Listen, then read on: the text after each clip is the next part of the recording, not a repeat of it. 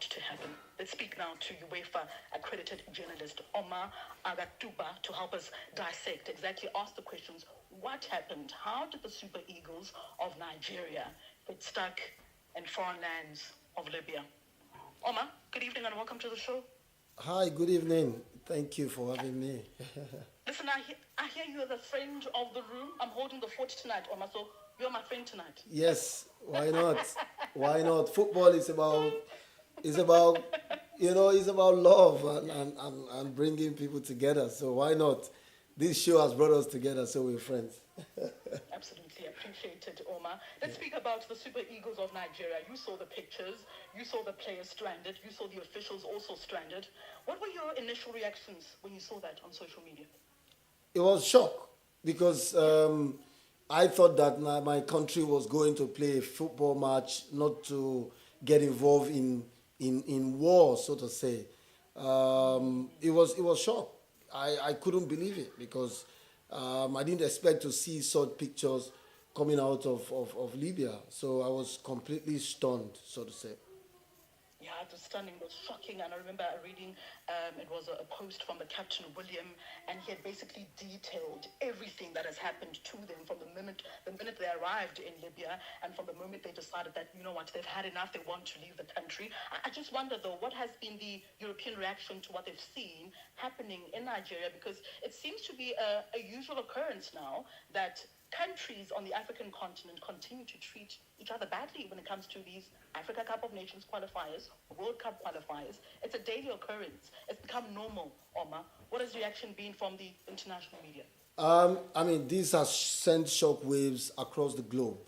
A lot of people have actually contacted me speaking and asking questions, and they are all in disbelief. It's all over the German media, all over the international press, international media, and it has been a story of absolute disbelief and a disgrace actually for football on the continent of Africa, because it's almost unbelievable to people of the Western world, because you have the prerogative to treat your guest with absolute respect. But what we've seen from Libya is the opposite. So it's been a case of total shock in the Western media. What exactly happened? How is it that Nigeria ended up being at a different airport from where they were supposed to be? What exactly happened, Omar? Good. What exactly happened is that Nigeria were supposed to fly into Benghazi, the location for the game that was supposed to be played today. While the plane was descending into the airport, the pilot, who is from Tunisia and who has also narrated his audio in a video, communicated with the authorities in Libya that he was about to land, and he was told to basically redirect the plane to somewhere else. And while in the air? Yeah, while in the air. And he told them that he risking not having enough petrol. But that fell on deaf ears, and they kept telling him that it was, from the highest authority, that there's no way he could, have landed in Benghazi. And he had to be diverted to Al-Abak. Al-Abak is about 225 kilometers away from Benghazi by road, and of course 196 kilometers by air. Now, let me quickly take us through the competition regulations. Article 16.9 or point 14 of the regulations stipulates that if there is an international airport either in the city where the match is to be held or within 200 kilometers of the city, and the visiting team wishes to land directly at that airport, the host association is obligated to facilitate all necessary entry formalities. In the case of Nigeria, the team was directed to Al-Abak Airport, which is approximately 225 kilometers by road, but 196 by air. So you can tell that the Libyans knew exactly what they were doing. This was pre-planned, because if they had sent them to an airport beyond 200 kilometers by air, that would have been a violation of the competition regulation. So all of this was pre-planned, and it is not really a good story to tell. So basically, they left these guys in the Al-Bak airport without anyone on ground to receive them, without food, without internet, without an opportunity to even go out of the airport to even find accommodation. And this happened for 14 to 15 hours. And that's basically, the story.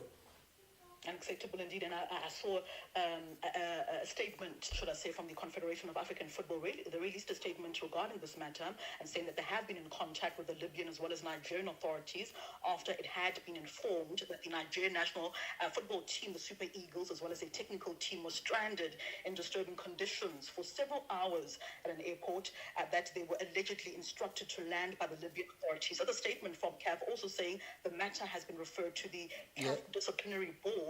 Investigation as well as appropriate action will now be taken against those who violated the CAF statutes as well as the regulations. What do you make, though, from the statement from CAF? Quite to the point, and a serious statement from the Confederation of African Football. I mean, I think that what we've seen from CAF is expected. CAF has to be neutral. I'm a Nigerian, I'm quite sad, and that means that I'll be a little bit emotional.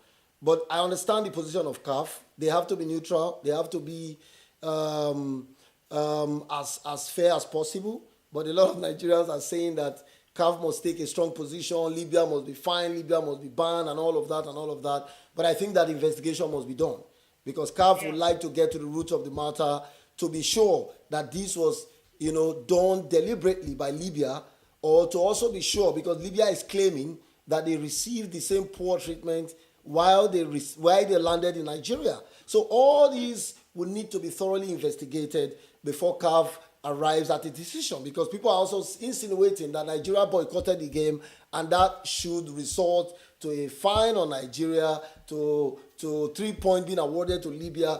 There are so many sides to the story and there's a lot of blame game, fingers pointing and all of that. So CAF has to be very careful here so they don't incur the wrath, perhaps, maybe, of Nigerians because Nigerians are really, really angry right now.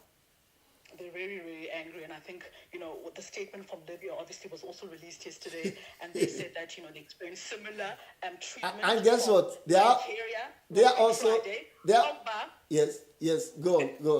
So they feel like they've got a point to prove as well. So and if you guys are going to treat them unfairly, they're going to come for you. Exactly, and they are also threatening legal action, saying they are going to sue Nigeria for boycotting the game. It's quite interesting because no matter what Nigeria did, I don't think that such treatment was expected. All right.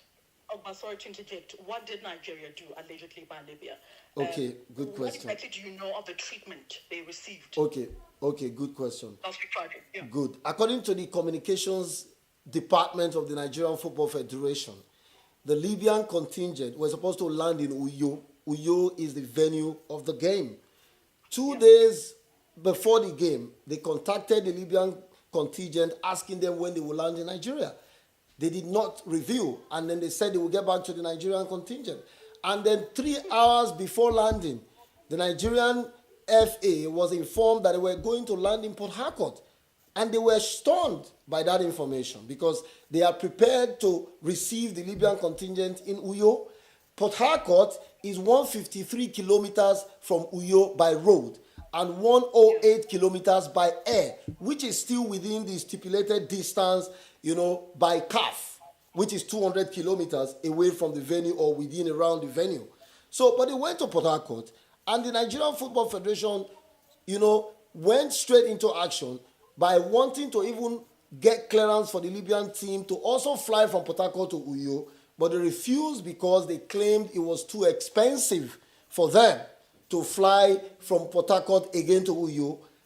Meanwhile, the NFF still went ahead to provide buses to ferry them from Port Harcourt to Uyo, but according to a report from the NFF, they refused and insisted on going by their own arrangement and also traveling by night. So these are the things that happened in Nigeria, which they claim to have been poor treatment from the Nigerian Football Federation. And what they have done seems to be a way of retaliating or reciprocating the, in quote, kind gesture of the Nigerian Football Federation.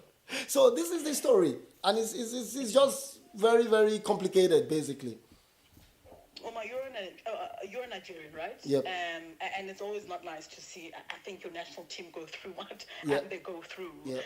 But then talk to me about how you feel then when the section of, a certain section of social media, people on social media believing that maybe Nigeria deserved exactly what they got in the treatment against Libya. Yes. Because the country has come to the fore. There has been issues regarding how Nigeria has treated a couple of countries Yes. who have visited the country before. Yes. What do you make of that? That's People are saying you deserve that treatment. That's a very good question and a very controversial one as well. I've got to be very careful so I don't receive a backlash from Nigerians on social media. I'm getting old. I don't have the strength for for social media attacks anymore. A cross section of Nigerians are actually saying this, and this has infuriated also a group of Nigerians who feel that it is actually not the time to say this. But in truth, one has to be very sensitive. Maybe Nigeria made some mistakes, which is normal. We know. Like what? Like what? Maybe not organizing the arrival of Libya properly. Because to be honest, I cannot understand why they will go and land in Port Harcourt when there was an arrangement for them to land in Uyo. That is something that has to be thoroughly investigated, even from the Nigerian angle. Because I believe or I feel that some persons did not do their job correctly.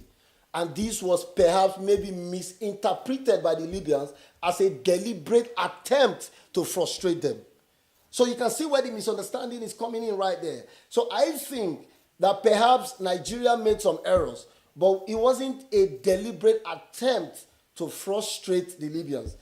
And this is what Libya has taken to a completely different proportion by holding a team hostage, by even risking the lives of an entire team and a pilot who were hanging in the air with not enough fuel to even find another destination. So like we say, glory be to God, they were able to land in Al Abak.